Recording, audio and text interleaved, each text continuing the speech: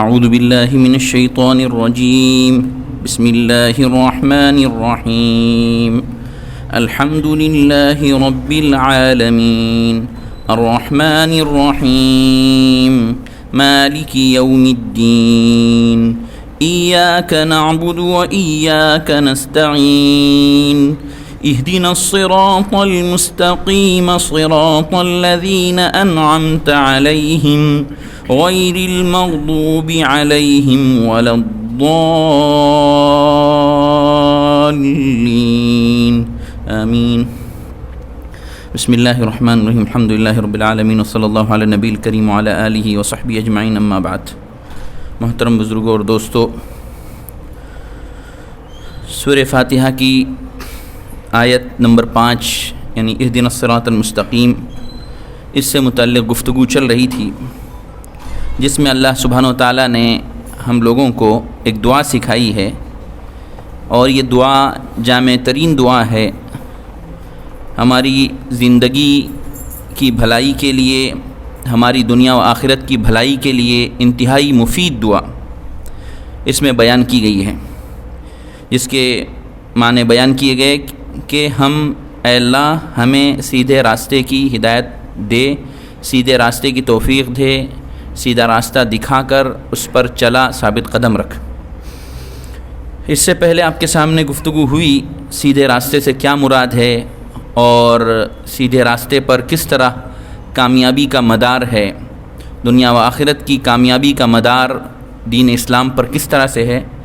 اس سے پہلے کچھ بات آئی، یہاں پہ ایک بات نوٹ کرنے کی ہے، اس سے پہلے بھی بیان کیا جا چکا ہے کہ یہاں ایاک نعبد و ایاک نستعین میں بھی ہم نے دیکھا کہ اللہ سبحانہ و تعالیٰ نے مجھے اور آپ کو جن الفاظ میں دعا سکھائی ہے، جو الفاظ ہمیں عطا کیے ہیں، اس میں صرف ہماری اپنی ذات تک معاملہ محدود نہیں ہے، بلکہ ہمیں پوری امت کی فکر کرنی ہے۔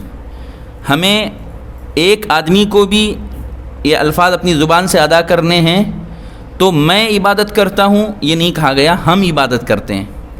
ایک آدمی بھی پڑھ رہا ہے تو یہاں پر یہ الفاظ سے دہرانے ہیں کہ ہم سب تیری عبادت کرتے، تیری ہی عبادت کرتے ہیں۔ ایک آدمی اللہ سے مدد طلب کر رہا ہے تو بھی یہ کہنا ہے اے اللہ ہم سب تجھ سے مدد طلب کرتے ہیں اور تجھ ہی سے مدد طلب کرتے ہیں۔ ہمیں ایک ایک آدمی کو یہ دعا پڑھنی، اہدنا الصراط المستقیم، تو یہاں اے اللہ مجھے سیدھا راستہ بتا یا دکھا یا چلا، نہیں، ہم سب کو۔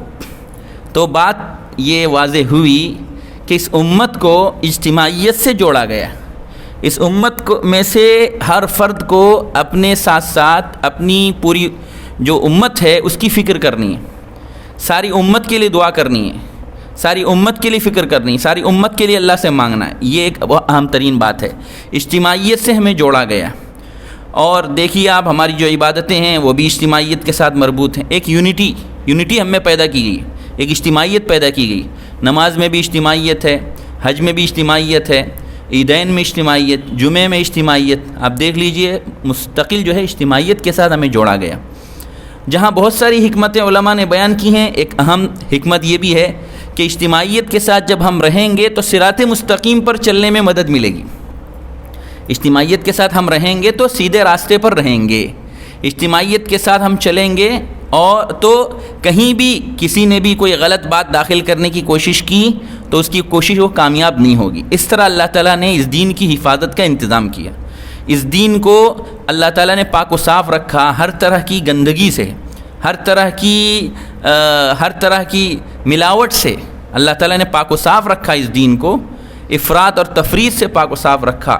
سابقہ قوموں میں جو غلط عقائد یا گمراہیاں جو پیدا ہوئیں اس سے محفوظ رکھا۔ اللہ تعالیٰ نے وعدہ فرمایا قرآن کریم کے بارے میں، اور ظاہر ہے قرآن کریم کے ذریعے سے ہمیں دین معلوم ہوگا، حدیث کے ذریعے سے ہمیں دین معلوم ہوگا۔ تو اللہ تعالیٰ نے صاف فرمایا ہم حفاظت کرنے والے، تو اللہ نے حفاظت کا انتظام کیا، اور اس کے لیے اللہ نے ہر زمانے میں افراد پیدا کیے جو ہمیں بتائیں کہ کس طرح کیا چیز صحیح ہے اور کیا چیز غلط ہے، اور ظاہر ہے وہ بھی بتائیں گے تو قرآن کی روشنی میں بتائیں گے، سنت کی روشنی میں بتائیں گے۔ تو یہ بات ہمیں معلوم ہوئی کہ ہمیں اجتماعیت سے جوڑا گیا، اس لیے انفرادی اعمال ہیں اپنے گھر پر ہمیں کرنے ہیں، لیکن جو اجتماعی اعمال ہیں اس میں کوئی کوتاہی نہیں ہونی چاہیے۔ تو بہرحال ایک اہم ترین بات ہے، یہاں دیکھ لیجیے اہدنا الصراط المستقیم، اور اس کے بعد ہے صراط المستقیم۔ صراط مستقیم سے مراد دین ہے، اور ہم نے اس سے پہلے جو گفتگو ہوئی اس کی روشنی میں ہم نے سمجھا کہ دین مراد ہے، اسلام مراد ہے، اور یہی کامیابی کی، یہی نجات کی واحد نجات کا راستہ صرف اور صرف اسلام ہے۔ اور کس بنیاد پہ ہم کہہ سکتے ہیں کہ صرف اور صرف اسلام نجات کا راستہ ہے؟ کیونکہ اللہ تعالیٰ نے فرمایا ہے وَمَن يَبْتَغِ غَيْرَ الْإِسْلَامِ دِينًا فَلَن يُقْبَلَ مِنْهُ، اللہ تعالیٰ نے فرمایا ان الدین عند اللہ الاسلام، اللہ تعالیٰ نے فرمایا ہے وَرَضِيتُ لَكُمُ الْإِسْلَامَ دِينًا، اللہ کے رسول صلی اللہ علیہ وسلم نے بھی فرمایا ہے۔ تو اب اس کے بغیر کوئی نجات نہیں پا سکتا۔ جتنے نظام تھے، جتنے ازم تھے، جتنی تحریکیں تھیں، جتنے مذاہب تھے، اب کوئی چیز نہیں چلے گی اللہ کے ہاں قبولیت کے لیے، صرف اور صرف اسلام ہے۔ اب ہم کس بنیاد پہ کہتے ہیں؟ قرآن کی بنیاد پر کہتے ہیں۔ قرآن کی بنیاد پر ہم کس طرح کہتے ہیں؟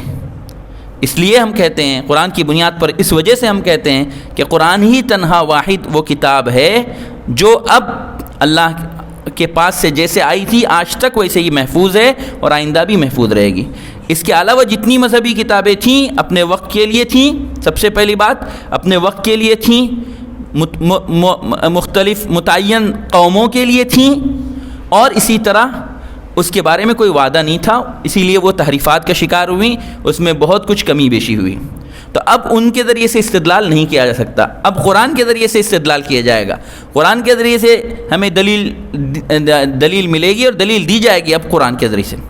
کس بنیاد پہ ہم کہتے ہیں؟ صرف ہمارا عقیدہ ہے یا صرف ہمارا خیال ہے اس بنیاد پر؟ نہیں، حقیقت ہے یہ، اس کا کوئی انکار نہیں کر سکتا۔ آفتاب آمد، دلیل آفتاب یہ کہا گیا، اس سے پہلے بھی بتایا گیا۔ سورج کے لیے کوئی دلیل کی ضرورت نہیں ہے، سورج نکلا ہے، دلیل کی کیا ضرورت ہے؟ سورج کا نکلنا خود دلیل ہے۔ تو دین اسلام اور قرآن خود دلیل ہے اس بات کی کہ وہ اللہ کی طرف سے ہے۔ کس طرح ہے اس کو ذرا ہمیں سمجھنا ہے۔ قرآن پاک اللہ کی طرف سے اترا ہے۔ اگر قرآن پاک کسی انسان کی کاوش ہوتی، کسی انسان کی طرف سے، یعنی رسول اللہ صلی اللہ علیہ وسلم نے اپنی طرف سے اس کو گھڑ کر پیش کیا ہوتا، تو اس زمانے میں بہت سارے انسان موجود تھے، اور آج بھی ہیں، بہت بڑے بڑے ماہر زبان کے اعتبار سے موجود تھے۔ سب سے پہلی بات تو رسول اللہ صلی اللہ علیہ وسلم اپنی طرف سے بنا کر نہیں پیش کر سکتے تھے۔ اللہ تعالیٰ نے فرمایا ما کنت تدری ما الکتاب ولا الایمان، اللہ تعالیٰ نے فرمایا وما كنت تتلو من قبله من کتاب ولا تخطه بيمينك اذا لارتاب المبطلون، آپ تو اس سے پہلے کچھ لکھنا بھی نہیں جانتے تھے، کچھ پڑھنا بھی نہیں جانتے تھے۔ اگر کچھ لکھنا پڑھنا آپ جانتے ہوتے تب تو یہ باطل پر شبہ کرتے، پھر کیوں شک کر رہے ہیں، پھر کیوں شبہ کر رہے ہیں؟ جبکہ آپ نے اس سے پہلے لکھنا پڑھنا نہیں جانا، لکھنا پڑھنا نہیں سیکھا، آپ کو امی رکھا گیا، اور کمال یہ ہے کہ آپ کو معلم انسانیت بنایا گیا، یہ کمال کی بات ہے۔ تو رسول اللہ صلی اللہ علیہ وسلم کی اپنی کاوش نہیں ہے۔ بہت ساری آیات میں اللہ تعالیٰ نے یہ بات بیان کی ہے، اور الگ الگ انداز سے اس کو سمجھایا ہے۔ اللہ تعالیٰ نے فرمایا اگر یہ چیز یعنی رسول اللہ صلی اللہ علیہ وسلم نے اس کو من گھڑت اپنے طور پر پیش کیا ہوتا تو یہ چیز باقی نہ رہتی، کیونکہ جو من گھڑت چیز ہوتی ہے، جھوٹا دعوی نبوت چلنے والا نہیں ہوتا زیادہ دنوں تک۔ قرآن میں سورہ فرقان میں بڑی تفصیل کے ساتھ اللہ تعالیٰ نے ان کے اشکالات، ان کے اعتراضات جتنے بھی تھے اس کا جواب دیا۔ وَعَانَهُ عَلَيْهِ قَوْمٌ آخَرُونَ فَقَدْ جَاءُوا ظُلْمًا وَزُورًا، یہ لوگ کہتے ہیں اللہ کے نبی نے لکھوا لیا ہے، اساطیر الاولین اکتتبها فهي تملى علیہ بکرۃ واسیلا، صبح و شام پڑھ کے اس لیے سنایا جاتا ہے کہ کوئی بھول نہ جائے، لکھوا لیا نعوذ باللہ۔ تو اللہ کے رسول کہاں لکھوائیں گے؟ اگر اللہ کے رسول نے لکھوایا ہوتا تو تمہارے پاس زبان موجود ہے، زبان کا اعلیٰ ترین ذوق موجود ہے، ایسا پاکیزہ ذوق، ایسا عمدہ ذوق زبان کا کہ آج تک جاہلیت کی زبان دلیل ہے۔ ریفرنس کے لیے عربک لٹریچر میں جاہلی جو زبان ہے اس سے استدلال کیا جاتا ہے، اس سے جو ہے مدد لی جاتی ہے۔ زبان اگر کوئی لفظ دیکھنا ہے، کوئی لفظ صحیح اس کا استعمال دیکھنا ہے تو جاہلیت سے استدلال کیا جاتا ہے۔ تو اتنے بلند ترین مقام پر تھے وہ زبان کے اعتبار سے، زبان کا اتنا جو ہے ان کے پاس اسٹینڈرڈ اتنا بہترین تھا کہ ایک ایک شاعری، ایک ایک شعر کے ذریعے سے پوری پوری قوموں کی قسمت کا گویا فیصلہ ہو جاتا تھا۔ تاریخ موجود ہے، کتنے واقعات موجود ہیں، اور اتنا ان کا اسٹینڈرڈ تھا کہ ان کا میلہ لگتا تھا۔ سب سے اچھا کلام جس کا ہوا، سونے کے پانی سے لکھ کر عرب کعبے میں لٹکایا جاتا تھا اس کو۔ سب سے اچھا کلام جو ہوا سونے کے پانی سے اس کو لکھتے تھے، گویا کہ سرٹیفکیٹ دے دی جاتی تھی. مشہور ہیں، کتنے واقعات مشہور ہیں. جو سب سے بڑا شاعر کہلایا امرؤ القیس، بہت بڑا شاعر کہلایا، عربی کا سب سے بڑا ٹاپ لیول کا شاعر عربی کا، جاہلیت کے زمانے کا. تو اس کی عجیب داستان ہے، اس کی داستان کتابوں میں موجود ہے کہ اس نے کیسا شعر کہا، کیسے پڑھا. اس کے والد جو تھے، اس کے باپ، وہ بھی بادشاہ تھے، یہ بھی بادشاہ تھا. وہ بادشاہ تھے اور ان کو شک پیدا ہو گیا کہ یہ بیٹا جو ہے میرا امرؤ القیس، یہ میرا بیٹا نہیں ہے، یہ میرا بیٹا نہیں ہے. وجہ کیا ہے؟ کیونکہ 14 سال کا ہو گیا، ابھی تک ایک شعر نہیں کہا اس نے. یہ میرا بیٹا نہیں ہو سکتا، مجھے اتنے اشعار یاد ہیں اور میں اتنا بڑا شاعر ہوں اور میرا بیٹا شاعر نہیں، یہ ہو ہی نہیں سکتا میرا بیٹا.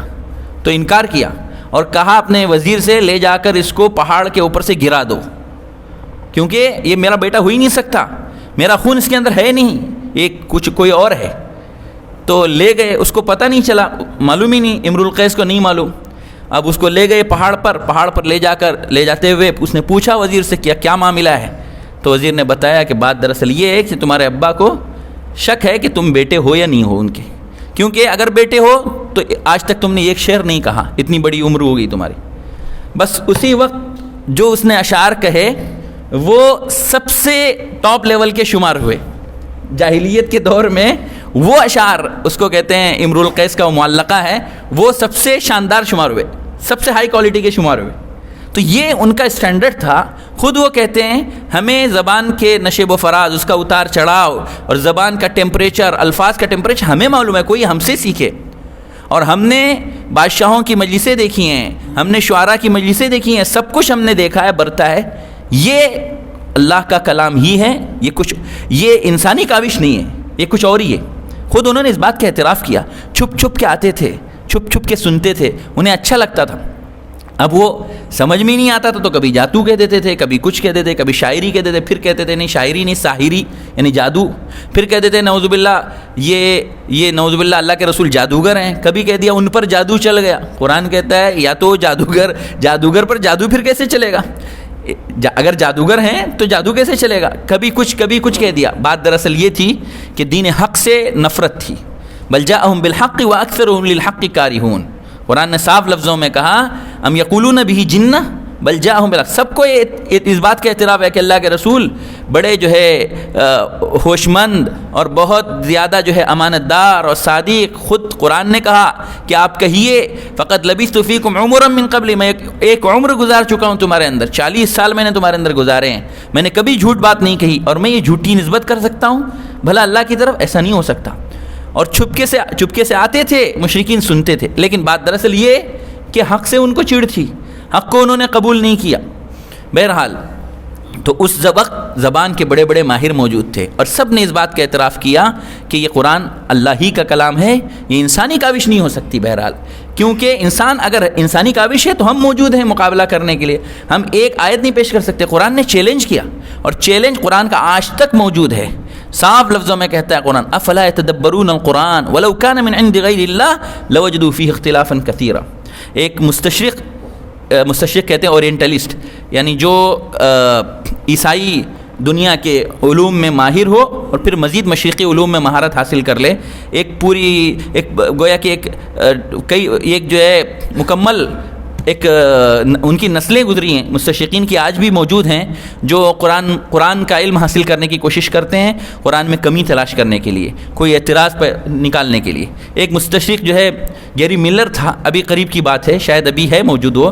اس نے قرآن کا مطالعہ کیا اسی نیت سے یا قرآن میں کمی نکالی جائے، قرآن میں کوئی اعتراض پیدا کیا جائے، کوئی کمی نکالی جائے. اس کے لیے اس نے کوشش کی اور دیکھا تو اس کی آنکھیں کھلی رہ گئیں کہ قرآن چیلنج کر رہا ہے. اور آج کا یہ اصول ہے موجودہ زمانے کا کہ کوئی آدمی کوئی تحقیق اختیار کرتا ہے، کوئی ریسرچ کرتا ہے تو ریسرچرز کے سامنے، اسکالرز کے سامنے اس کو پیش کرتا ہے کہ کوئی اس میں کمی نکال کے دکھا دے. فالسیفیکیشن ٹیسٹ سے اس کو گزارا جاتا ہے، وہ جو ہے تصحیح کے مرحلے سے اس کو گزارا جاتا ہے، کوئی اس میں کمی نکال کے دکھا دے. تو وہ حیران ہے کہ قرآن نے یہی اصول اختیار کیا 1400 سال پہلے اور آج تک قرآن کا چیلنج باقی ہے کہ کوئی اس میں کمی نکال کے دکھا دے. تو حیران رہ گیا اور مجبور ہو گیا وہ کہ اس بات کلمہ حق کا اقرار کرنے کے لیے. اور بہت کچھ اس نے لکھا ہے، بہت کچھ بیان کیا ہے اس نے، ایک دوسرا موضوع ہے. بہرحال قرآن کا چیلنج اس وقت بھی تھا، آج بھی ہے. پہلے قرآن نے چیلنج کیا اس جیسا کلام لا کے دکھا دو، اگر یہ انسانی کاوش ہے، انسانی کوشش ہے، اس جیسا کلام لا کے دکھا دو۔ پورا کلام نہیں ہو سکتا، 10 سورتیں لا کے دکھا دو۔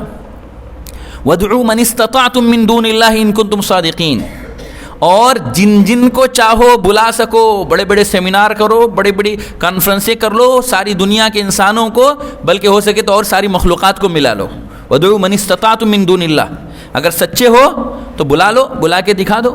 فَأْتُوا بِعَشْرِ سُوَرٍ مِّثْلِهِ مُفْتَرَيَاتٍ فَإِن لَّمْ يَسْتَجِيبُوا لَكُمْ، اگر یہ چیلنج قبول نہیں کر سکیں فَاعْلَمُوا أَنَّمَا أُنزِلَ بِعِلْمِ اللَّهِ، تو جان لو، یقین کر لو کہ کلام الہی ہے، یہ علم الہی کے ساتھ اترا ہے، اللہ کا اتارا وہ کلام ہے، مان جاؤ، تسلیم کر لو۔ پھر کہا قرآن نے چلو 10 سورتیں نہیں، ایک سورت پیش کر دو۔ قُلْ فَأْتُوا بِسُورَةٍ مِّن مِّثْلِهِ وَادْعُوا شُهَدَاءَكُم مِّن دُونِ اللَّهِ إِن كُنتُمْ صَادِقِينَ فَإِن لَّمْ تَفْعَلُوا وَلَن تَفْعَلُوا، نہیں کر سکو گے، تم نہیں کر سکو گے۔ قرآن کا چیلنج آج بھی موجود ہے۔ تو جب یہ چیلنج کر رہا ہے قرآن، تو اس کا مطلب کچھ طاقت ہے اس کے اندر۔ چیلنج کون کرے گا؟ جس کے اندر کوئی دم ہوگا، اور سامنے والا مقابلے کی پوری تیاری بھی کر رہا ہے۔ چیلنج اس وقت پوری طرح ویلیویبل ہوتا ہے جب سامنے والا بھی پوری طرح تیاری کر لے، اور ظاہر ہے وہ تیاری نہیں کریں گے، انہوں نے تو اللہ کے رسول کی جان تک لینے کی کوشش کی، سب کچھ جو ہے مٹا ڈالنے کی کوشش کی، آخری درجے میں وہ خود مٹا گئے، اور آج تک کیا کوشش نہیں ہو رہی ہے قرآن کو مٹانے کی، لیکن اس کے باوجود قرآن ہے اپنی جگہ پر قائم اور دائم، اور رہے گا قیامت تک۔ تو ان کی جتنی کوششیں ہیں ہو رہی ہیں، مقابلے کی کوششیں ہو رہی ہیں، لیکن کامیابی نہیں مل رہی ہے۔ کیوں نہیں مل رہی ہے؟ اس لیے کہ قرآن اللہ کا کلام ہے، تو ماننا پڑے گا کہ قرآن اللہ کا کلام ہے، انسان کی کاوش نہیں، انسان کی کوشش نہیں ہے۔ اور قرآن اللہ کا کلام ہے، معجزہ ہے۔ قرآن ایک معجزہ ہے رسول اللہ صلی اللہ علیہ وسلم کو جو عطا کیا گیا، حق ہونے کی پہچان ہے۔ اب حق کا راستہ معلوم اس سے ہوگا، اب صراط مستقیم معلوم اس سے ہوگا، کیونکہ اس جیسی کوئی دوسری کتاب نہیں۔ تو ہر اعتبار سے معجزہ ہے، علم کے اعتبار سے بھی معجزہ ہے۔ جو قرآن نے باتیں بتائی ہیں، غیب کی باتیں جو پہلے ہو چکی لوگوں کو نہیں معلوم تھا وہ بتا دی، آئندہ کے واقعات بھی بتائے، بہت سارے واقعات قرآن نے بتائے جو آنے والے وقت میں 100% صحیح ثابت ہوئے، بظاہر کوئی امکان موجود نہیں تھا۔ ایک مثال بھی دی جا سکتی ہے، بات لمبی ہو جائے گی۔ روم کا واقعہ ہے، رومیوں کی جو بعد میں فتح ہوئی، وہ جو واقعہ ہے روم اور پرشین امپائر اور رومن امپائر کی جو لڑائی ہوئی تھی، اس میں بظاہر کوئی امکان نہیں تھا۔ جو پرشین امپائر تھا وہ جیت گیا تھا مکمل، پوری طرح اس نے تہس نہس کر دیا تھا رومن امپائر کو، جس کے نتیجے میں بت پرستوں کو ہمدردی تھی پرشین امپائر سے، ایرانیوں سے، اور ادھر جو ہے مسلمانوں کو قدرتی طور پر، فطری طور پر ہمدردی تھی عیسائیوں سے، کیونکہ بہرحال وہ کتاب کی نسبت رکھتے تھے۔ تو پوری طرح ہار گیا تھا قیصر، اور اس کے بعد قرآن نے کہا الف لام میم غلبت الروم فی ادنى الارض وهم من بعد غلبهم سيغلبون فی بضع سنین للہ الامر من قبل ومن بعد ویومئذ یفرح المؤمنون۔ قرآن نے کہا چند سالوں کا معاملہ ہے، رومی ہار گئے ہیں، مغلوب ہو گئے ہیں، اور قریبی سرزمین میں یا نشیبی سرزمین میں، دونوں ترجمہ کیا جا سکتا ہے، سائنسی اعتبار سے وہ نشیبی زمین ہے، ذرا ڈھلوان کی طرف ہے روم کی زمین، اور پھر بہت جلد ان کو فتح حاصل ہوگی، اور چند سالوں کا معاملہ ہے، 3 سے لے کے 10 سال، بتایا نہیں گیا متعین طور پر کتنے سال، 3 سے لے کے 10 سال۔ حضرت ابوبکر رضی اللہ عنہ نے جب یہ آیت سنی، پورے اعتماد کے ساتھ نکل پڑے، اور مشرکین سے جو ہے کیا کہتے ہیں شرط لگا لی کہ اتنے 3 سال میں اگر نہیں ہوا تو اتنے جو ہے میں اونٹ دوں گا۔ اللہ کے رسول نے کہا، فرمایا 3 سال کی بات متعین نہیں ہے، فی بضع سنین کہا گیا ہے، اس لیے 3 سے لے کے 9 تک ہو سکتا ہے، تم 3 سے لے کے 9 تک کی بات کہو، 100 اونٹ لگا دو۔